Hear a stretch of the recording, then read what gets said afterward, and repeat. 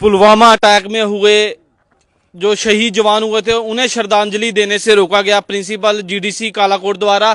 और सुनते हैं इन बच्चों की कहानी, क्यों इन बच्चों को जो है श्रद्धांजलि देने से रोका गया, क्यों कि ये कार्यक्रम जो है वो नहीं होने दिया गया। आखिरकार पुलवामा अटैक में जो जवान हमारे शहीद हुए थे उन जवानों को श्रद्धांजलि आज देनी थी इन बच्चों ने। यहाँ पर आप देख सकते हैं कि ये जीडीसी कालाकोट के बच्चे, और इन बच्चों ने श्रद्धांजलि उन जवानों को देनी थी जो देश के लिए शहीद हो गए। लेकिन कहीं ना कहीं प्रिंसिपल डिग्री कॉलेज के कालाकोट के उन्होंने इन बच्चों को श्रद्धांजलि जो है वो देने से रोका और हिंदू मुसलमान का जो फसाद है वो बनाने की कोशिश की। आखिरकार क्यों ऐसा किया गया, हम इन्हीं से जानेंगे इन बच्चों की जुबानी। सबसे पहले मैं आपका नाम जानना चाहूंगा। राहुल सिंह। क्या क्यों आप लोगों को जो है ये प्रोग्राम जो है वो करने से रोका गया? लोग गए प्रिंसिपल सर के पास, सर ने बोला मैंने हायर अथॉरिटी से बात किया और मेरे को परमिशन नहीं दे रहे। कौन सी हायर अथॉरिटी? सर ने आपको ये बात बताई कि हाँ जी, सर बोले मैंने एडीसी सर से बात किया, डीसी सर जो डीसी से बात किया, उन्हें परमिशन नहीं दे रहे मेरे को दी। आपकी कालाकोट एडिशनल डिप्टी कमिश्नर से बात हुई? हाँ जी अभी हुई है। उन्होंने क्या कहा? वो बोले कर सकते हो। जी देख सकते हैं कि यहाँ पर जो प्रिंसिपल थे डिग्री कॉलेज कालाकोट के, उन्होंने जो अपना पल्ला झाड़ते हुए एडीसी कालाकोट पर यह बात लाई, और एडीसी कालाकोट को किसी इस चीज में दिक्कत नहीं है कि वो पुलवामा अटैक के जो श्रद्धांजलि बच्चे दे देते हैं उन जवानों को, उनसे उनको कोई दिक्कत नहीं है। और कहीं ना कहीं प्रिंसिपल जो है वो खुद नहीं चाहते हैं कि इन जवानों को जो है वो श्रद्धांजलि दी जाए। मेरी वीडियो को जरूर ज्यादा से ज्यादा शेयर कीजिएगा ताकि इस तरह के ऑफिसर जो हैं, जो इस तरह के काम करते हैं, बच्चों को कितनी ठेस पहुंची होगी। आजकल अगर आप देखें तो किस तरह का माहौल जो है इस समय जम्मू कश्मीर के अंदर चल रहा है। बच्चे जो हैं वो युवा जो हैं वो कहीं ना कहीं नशे की तरफ जा रहे हैं, और इसी के साथ साथ अगर कुछ बच्चे जो हैं अच्छा काम करते हैं तो ऑफिसर जो हैं उन्हें रोकते हैं। हमारे साथ यहाँ पर और भी बच्चे हैं, हम उनसे भी बातचीत करेंगे। जी सर, सबसे पहले मैं आपका नाम जानना चाहूँगा। मेरा नाम शमीम परवेज़ है और मैं स्टेट का एबीवीपी का स्टेट जॉइंट सेक्रेटरी हूँ।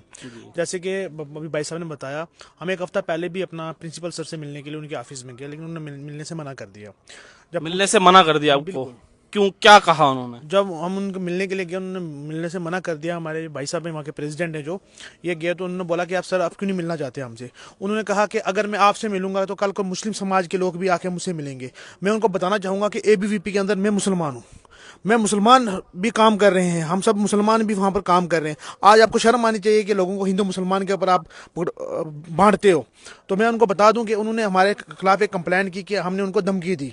ठीक है, अगर वो तिरंगे को लेकर जो हमारे देश के जो जवान हुए हैं, अगर हम उनका प्रोग्राम वहाँ पर करना चाहते हैं, अगर वो ये चीज़ को धमकी मान रहे हैं तो शर्म आनी चाहिए उनको। वो भूल गए कि वो 40 जवान जिन्होंने अपने देश के लिए, जिन्होंने हमारे लिए अपनी जानें तक कुर्बान कर दी वहाँ पर। ठीक है, आज अगर हम 15 मिनट या आधा घंटा उनकी याद में एक छोटा सा प्रोग्राम रख रहे हैं तो आज प्रिंसिपल साहब हिंदू मुसलमान का कह के वहाँ पर हमें रोक रहे हैं। कभी कहते हैं हमें डिस्ट्रिक्ट एडमिनिस्ट्रेशन से जो है परमिशन नहीं मिली है, कभी कहते हैं कभी कुछ, कभी हमारे खिलाफ जो है अपना एडीसी साहब के पास, डीसी साहब के पास और तहसीलदार साहब के पास कंप्लेंट भेजते हैं कि ये हमें तंग कर रहे हैं, ये हमें धमकियां दे रहे हैं। मैं वो पूछना चाहूंगा प्रिंसिपल साहब को कि सर क्या मैं आपको पूछ सकता हूं हमने कौन सी धमकी दी आपको? अगर शहीदों के सम्मान में अगर हम ये खड़ा होते हैं, अगर अब ये आपको लगता है बुरा है तो हम अपनी जान तक दे देंगे अपने शहीदों के लिए। हम तो 15 मिनट के लिए उनकी याद में अगर एक छोटा सा प्रोग्राम रख रहे हैं, आप वो नहीं करने दे रहे हो। आपको शर्म आनी चाहिए। वो जवान जिन्होंने अपने देश के लिए, हमारे लिए, अपने पूरे समाज के लिए जान तक दे दी, क्या हम 15 मिनट के लिए उनके लिए ये प्रोग्राम नहीं कर सकते?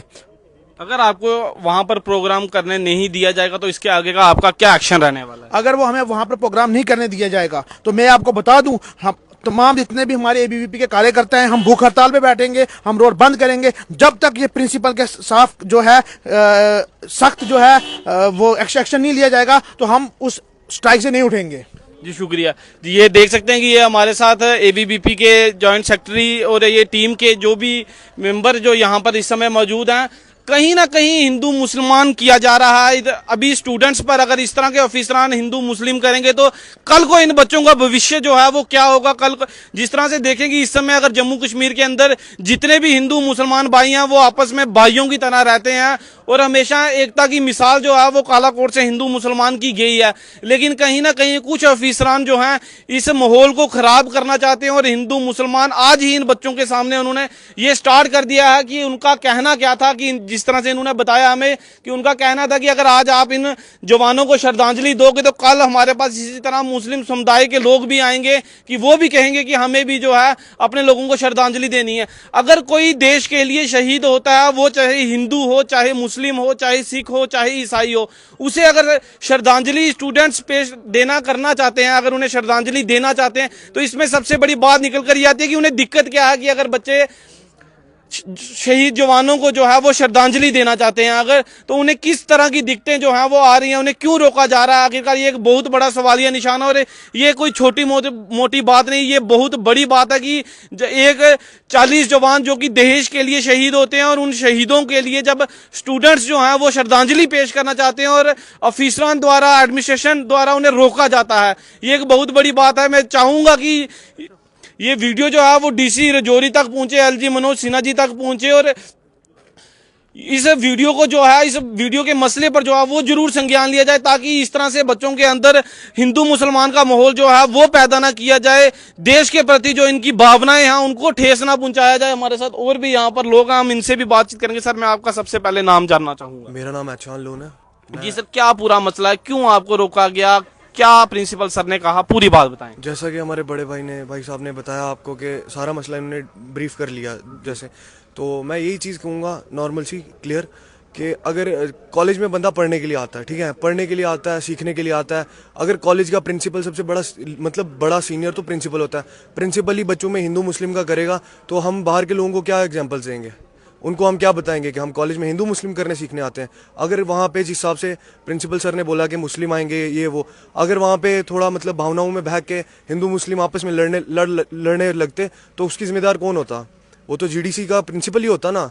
तो मैं एडमिनिस्ट्रेशन से, एलजी साहब से, जितने भी हमारे मतलब सरकार जो भी है, इन सब से मेरी यही गुजारिश है कि ऐसे जो ये सीनियर ऑफिसर आपने बिठाए हुए हैं जो हिंदू मुस्लिम करते हैं, जिनको अपनी कुर्सी का जो गलत इस्तेमाल करते हैं, इनके खिलाफ सख्त से सख्त एक्शन लिया जाए। ये ना हो कल हम लोग सड़कों पे आके खड़े हो जाएं तो फिर गलत हो जाएगा ऐसे लोगों के साथ। इससे अच्छा एडमिनिस्ट्रेशन को चाहिए कि इनके खिलाफ सख्त से सख्त एक्शन लिया जाए।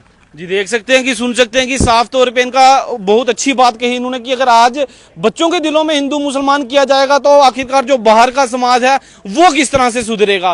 बहुत अच्छी बात कही और इनका साफ तौर पे कहना है कि अगर जीडीसी के प्रिंसिपल के खिलाफ अगर कार्रवाई नहीं होती तो हम लोग जो हैं वो सड़कों पर उतरेंगे। इसी तरह की न्यू अपडेट्स के लिए आप देखते रहिए लाइव वायर और मैं आपका भाई तुषार रावत।